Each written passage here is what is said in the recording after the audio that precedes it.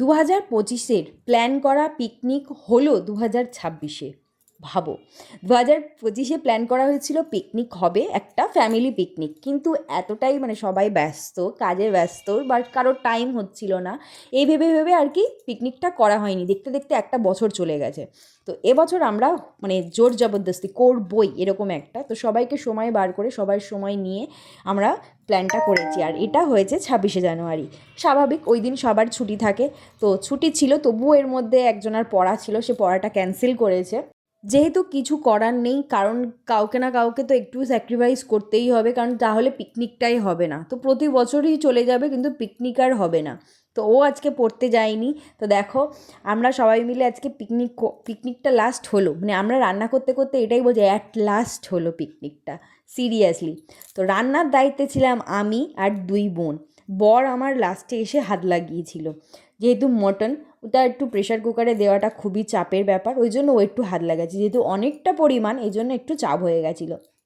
তো ফার্স্টেই রান্নাবান্না করে আমি টেস্ট করছিলাম, আমি এখানে সবাই অল্প অল্প করে টেস্ট করছিল, আর ওখানে তো অলরেডি ফার্স্ট ব্যাচ বসে পড়েছিল, যারা ওদেরও পড়া টড়া আছে, ওই জন্য ওদেরকে একটু তাড়াতাড়ি খাইয়ে দেওয়া হচ্ছিল।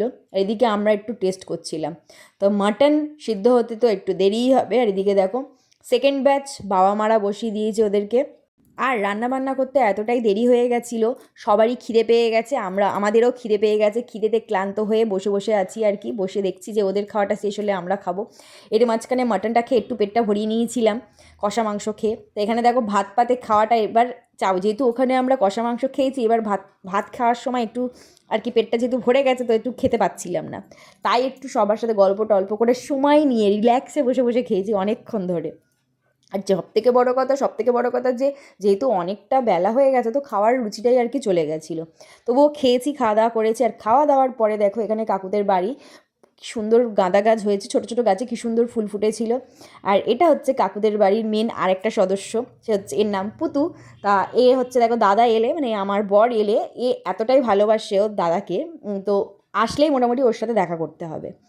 ওর সাথে না দেখা করে গেলে ও খুবই কান্নাকাটি করে, সিরিয়াসলি।